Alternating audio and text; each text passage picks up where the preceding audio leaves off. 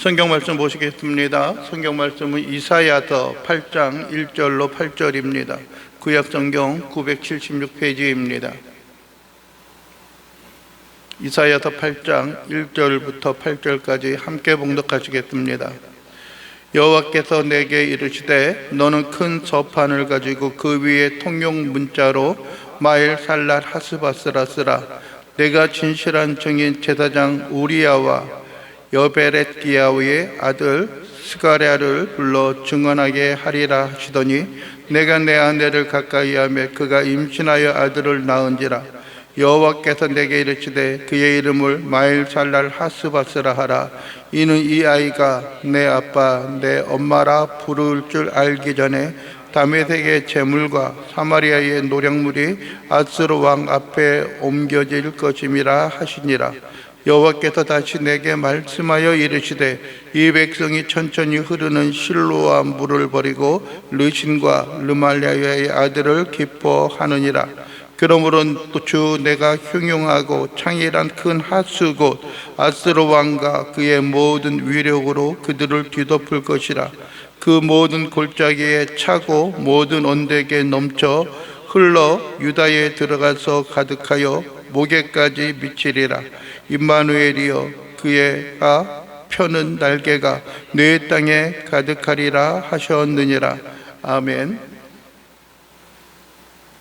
오늘 우리가 함께 봉독한 말씀을 가지고 그럼에도 함께 하시는 하나님이라고 하는 제목으로 말씀을 나누기를 원합니다. 그럼에도라고 하는 그런 말씀을 생각하면은 늘 한 사람이 떠오릅니다. 그게 누굴까요?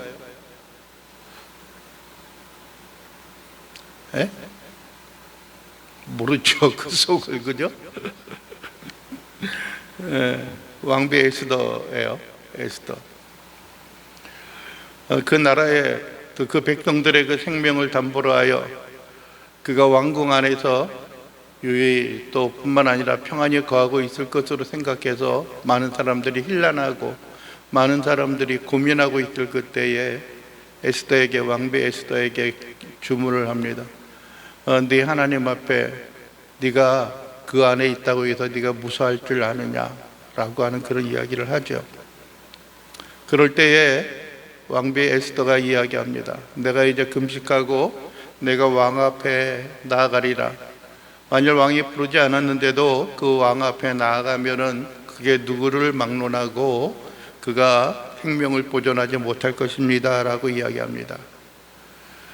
만약에 그러할지라도 그럼에도 불구하고 내가 나가겠다 라고 하는 그런 이야기를 하는 것을 우리는 기억을 합니다. 오늘 보게 되면은 우리의 환경과 여건이 너무나 녹록지 않습니다. 지금 사는 시대도 그렇고요. 사업하는 사람들도 그렇고 만나는 사람들마다 동일하게 이야기하는 것이 참 힘이 들다. 모든 것들이 참 어렵다라고 하는 이야기를 합니다.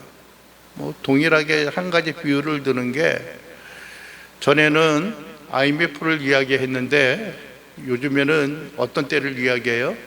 코로나 시대를 이야기를 해요. 한 3, 4년 동안 모든 것을 다 잠그고 제한하고 있었던 그때를 이야기합니다. 그때보다 더 어렵다라고 하는 이야기를 합니다. 앞으로는 또 어떤 일이 있을지 우리가 알 수가 없죠. 개인 사업을 하는 사람들도 안 되고요.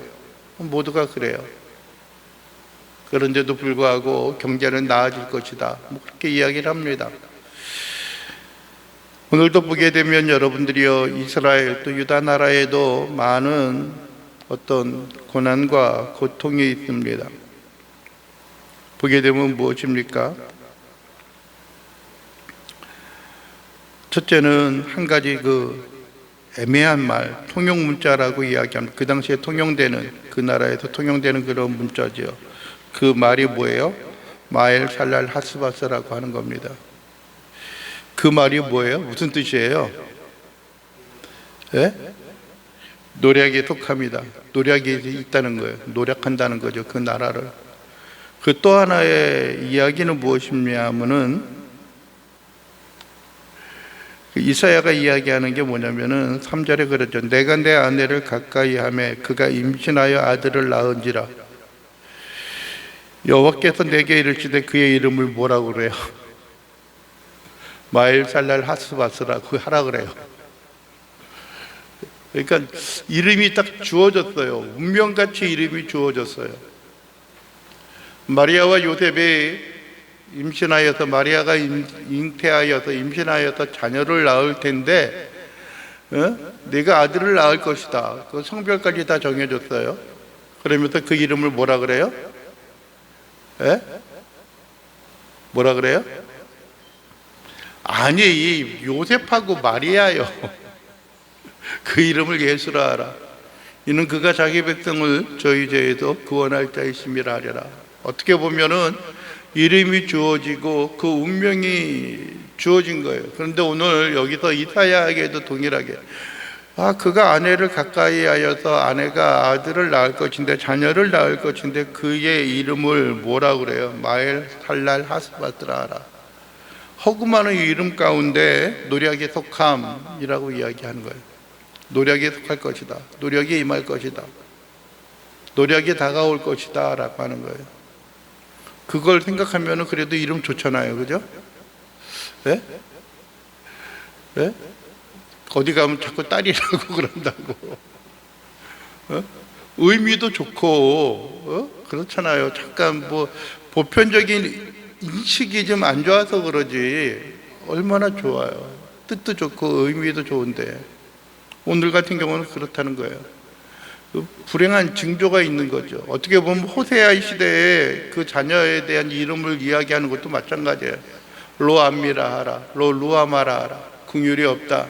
이는 내 백성이 아니다 라고 이야기하는 거예요. 예? 물론 그 후에 자녀를 낳아서 암미라 하라, 루하마라 하라. 내 백성이다. 또 긍휼이 있을 것이다 라고 하는 이야기를 하지만은 오늘 주어진 그러한 의미 자체는 상당히 좀 불편한 이야기예요. 그런데 어느 정도 자녀가 장성한 후에 그들이 스스로 판단하여 움직일 수 있는, 판단이 옳고 그르든지 간에 그들이 스스로 몸을 피하거나 할 수 있는 그러한 때에 그들에게 위기와 어려움이 다가온다라고 하면은 모르겠어요. 그런데 여러분 보십시오. 4절에 보면은 이는 이 아이가, 이사야의 아이가 마엘 살랄 하스바스가 내 아빠 내 엄마라 부를 줄 알기 전에, 내 엄마 내 아빠라 부를 줄 알기 전에, 그럼 보통 한 어느 정도 지나면 될까요? 보통 자녀들은, 부모들은 자녀가 한 7개월 8개월 되면은 자꾸 이제 주입을 하죠. 엄마라 해라, 아빠라 해라, 그렇게 이야기하는 거예요. 보통 엄마를 먼저 무의식적으로 해요. 그런데 엄마 아빠라 부르기 전이다라고 이야기하면은 아까도 말씀하신 것처럼 한 1년이 채 안 돼서 그러한 일이 있을 것이다라는 거예요. 그러니까 마음이 어떻겠어요? 얼마나 조바심이 나겠어요?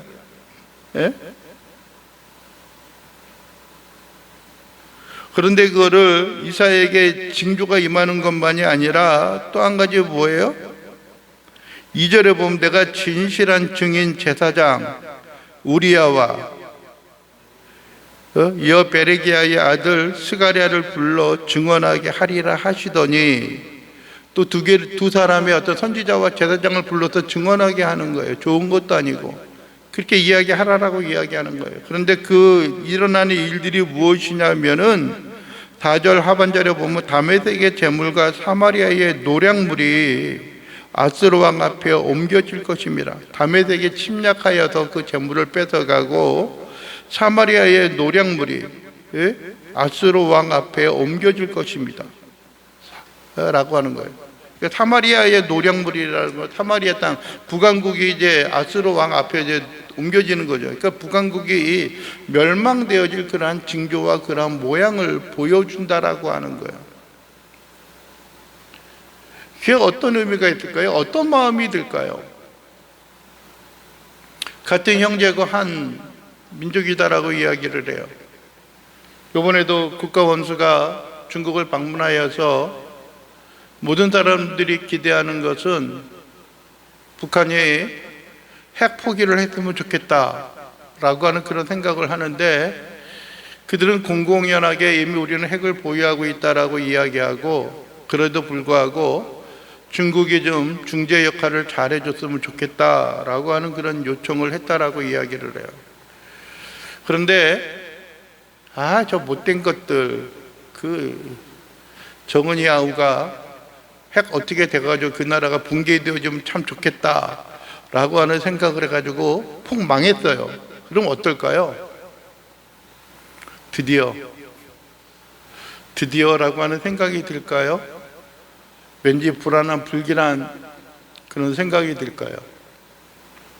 아마 그렇게 마음이 편하지만은 않을 겁니다. 여러분들이 위기와 어려움이 당합니다. 그 나라가 북왕국 이스라엘 사마리아는 북왕국 이스라엘의 수도예요. 근데 그것이 이제 멸망이 되어질 거고 모든 재물이 다 옮겨질 것이다라고 하는 거예요. 예? 다메섹도 그렇고 그 아수르 앞에 옮겨지는 거예요. 주위에 있는 강성한 나라들이 서로 간에 때로는 연합도 하고 서로 간에 어떤 비난도 했던 그러한 것들이 멸망이 되어진다라고 하는 거예요. 여러분들이 가만히 한번 생각해 보십시오. 우리 주변에도 그런 것들이 있을 수가 있습니다. 우리가 신뢰하고 의리하는 것들이 있습니다. 누구를 믿을 만하게 생각하는 것들이 있습니다. 그러나 그러한 모든 것들이 우리의 마음과 우리의 생각 속에 있어서 위기와 어려움이 당한다라고 한다면은 과연 우리가 어떻게 하나님 앞에 딛고 일어설 수가 있고 어떤 위기와 어려움 속에 있겠습니까? 우리가 믿고 의리하던 것이 다 포기하고 내려놓고 더 이상 그것이 우리가 의리할 수 없는 그런 상황이 됩니다. 때로는 우리가 대립되는 그런 사람들도 있겠지만은, 그러나 우리가 철저히 의리하고 철저히 신뢰하는 그러한 나라와 그러한 인물들이 있다라고 한다면 과연 어떻게 될까요? 그들을 더 이상 의지할 수 없는 상황이 되어진다면 어떻게 될까요? 가까운 친지들도 있을 수가 있고요, 가까운 자녀들 아니면 가족 가운데도 그러한 일이 있을 수가 있습니다. 또 뿐만 아니라 어떠한 경우들이 있을 수가 있어요. 가까운 국가와 민족들도 그러할 수가 있어요. 너는 우리와 하나야 라고 하는 것들, 흔히 말하는 혈맹 국가, 혈맹 뭐 그렇게 이야기하면서 우리가 의지하는 것이 어디예요? 미국이기도 하잖아요. 근데 미국이 우리를 포기하고 내려놓는다라고 하면 어떻게 되어질까요? 여러분들이 어떻게 보면 혈맹보다도 더 가까운 게 누구예요? 형제잖아요. 그죠? 형제예요. 형제가 어디 있어요? 지금 우리가 북한이라고 할 수 있잖아요. 그죠? 한 민족이다라고 이야기할 수 있는. 그런데 그들이 멸망이 되어지고 그들에게 위기가 다가오고 그들에게 포기가 다가온다라고 하면 어떻게 되어질까요? 여러분들, 우리는 한번 좀 가만히 생각해 보아야 하는 겁니다. 우리가 신뢰하고 의리하는 것이 왜 신뢰하고 의리하는가? 또 한 가지는 여러분들이요, 과연 우리가 무엇을 추구하고 무엇을 위해서 살아가는가라고 하는 것을 우리는 생각해 보아야 하는 겁니다. 보면 그렇잖아요. 네? 그들이 내 아이가 내 엄마, 내 아빠, 내 엄마라 부를 줄 알기 전에 다메섹의 재물과 사마리아의 노략물이 아수르 왕 앞으로 옮겨질 것이라 라고 하는 거예요. 뭐 싹 다 옮겨지는 거예요. 끌려가는 거예요. 완전히 황폐하게 되어진다는 것을 의미합니다. 이 땅에 우리가 신뢰하는 것들이 있습니까? 친척이 있어요? 아무도 없다고 생각을 하죠. 오직 나만, 그래서 꼭 움켜잡고 있다고 해서 그것이 되어질 것도 아닐 거예요. 여러분들이, 우리는 우리의 눈을 들어서 우리 앞에 놓여 있는 모든 상황과 우리 앞에 이루어질 일들에 대해서 우리는 한 번쯤 묵상하고 묵과하는 일들이 필요해요. 좀 죄송한 이야기로요, 이웃 사촌도 우리가 믿을 수가 없고요, 우리가 신뢰하고 늘 우리를 보호하고 우리에게 이렇게 감싸주고 있던 그들도 우리가 신뢰하고 믿을 수 없는 그런 상황이 되잖아요. 그럴 때에 우리가 과연 든든히 세워져서 하나님의 주신 은혜와 은총으로 하나님의 베푸심을 통하여 영광을 돌리고 주의 은혜 가운데 우리가 든든히 세워져 가는 그런 인생과 삶의 모습을 우리가 간직해야 하지 않을까라고 하는 생각을 우리가 한번 가져보아야 하는 것들입니다. 위기 때도 우리가 든든히 세워지는 일들이 있어야 합니다. 그리고 5절에 보면 그러죠. 여호와께서 다시 내게 말씀하여 이르시되 이사야에게 이야기하기를 이 백성이 천천히 흐르는 실로암 물을 버리고 천천히 흐르는 실로암 물을 버리고 르신과 르말라의 아들을 기뻐하느니라. 그러므로 주 내가 흉흉하고 창렬한 큰 하수 곧 아수르 왕과 그의 모든 위력으로 그들을 뒤덮을 것이라. 그 모든 골짜기에 차고 모든 언덕에 넘쳐 흘러 유다에 들어와서 가득하여 목에까지 미치리라. 위에서 이제는 이스라엘에 대한 위기를 이야기하고 이제는 어디예요? 유다에 대한 이야기를 하고 있는 것들이죠. 유다에 들어와서 가득하여 목에까지 미치리라. 여러분들이여 천천히 흐르는 실로암 물을 그들이 버리고 르신과 르말라의 이들을 기뻐한다. 아들을 기뻐하느니라 라고 말하고 있어요. 천천히 흐르는 것들, 그들 앞에 놓여있는, 그들 안에 있는 것, 그것이 아니라 또 다른 사람들을 의뢰하고 또 많은 자들을 어떻게 해요? 요청하고 그들과 더불어 살아가고자 하는 것들이 있어요. 여러분들이 우리는 지금 현재에 있는 모습이 우리의 모습의 끝이라고 생각하지 말아야 합니다. 때로는 위기가 있고 어려움이 있다라고 할지라도 그 가운데 든든히 세워져 가는 일상의 모습이 있어야 되는 거예요.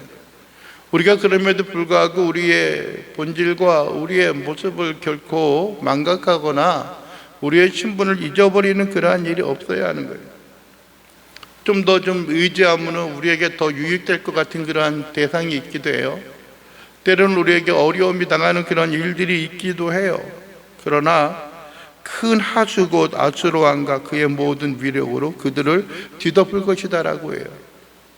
우리가 의뢰하고 의지하는 것들이 우리에게 위기와 어려움이 있고요, 그 모든 골짜기에 차고 모든 언덕에 넘쳐 흘러 유다에 들어와서 가득하여 목에까지 미치리라. 아직까지 머리끝까지 미치지는 않았으니까 다행이에요. 목에까지 미친다라고 하는 거예요. 깊은 물속에 들어가서 못 나올 때 그 상황이 어때요? 심정이 어때요? 아무것도 보이지 않을 거예요.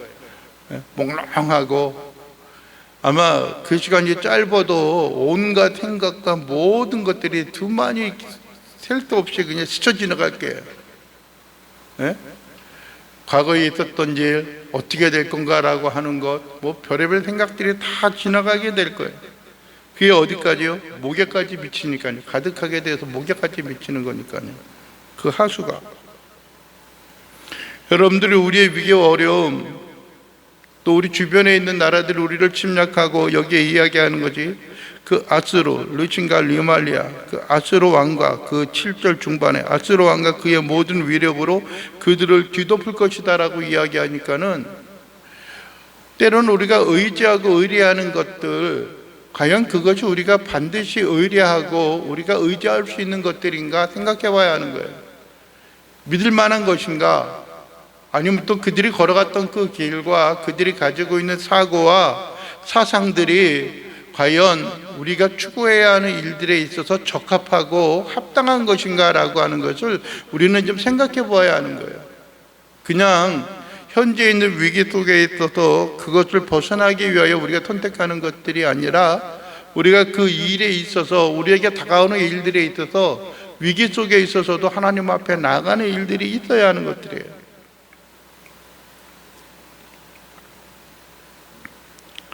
그러면서 이야기하는 8절이 무엇이라고 이야기를, 홀러 유다에 들어와서 가득하여 목에까지 미치리라.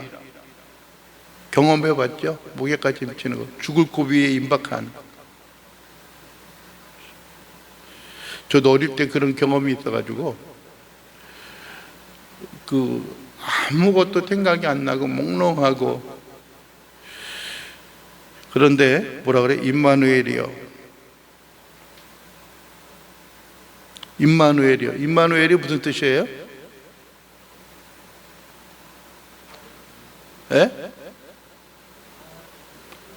하나님이 우리와 함께 하신다는 거, 임마누엘이요. 그가 펴는 날개가 네 땅에 가득하리라 하셨느니라.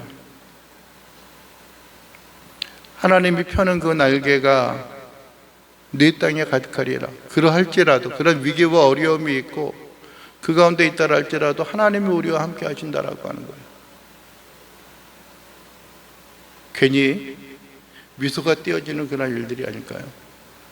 수많은 자들이 우리가 의지하고 의뢰하고 있었던 것이 과연 무엇일까? 과연 그것이 우리가 의뢰할 수 있는 것인가? 과연 그것이 우리를 든든히 지켜줄 수 있는 것인가? 하나님이 우리와 함께 하신다. 임마누엘.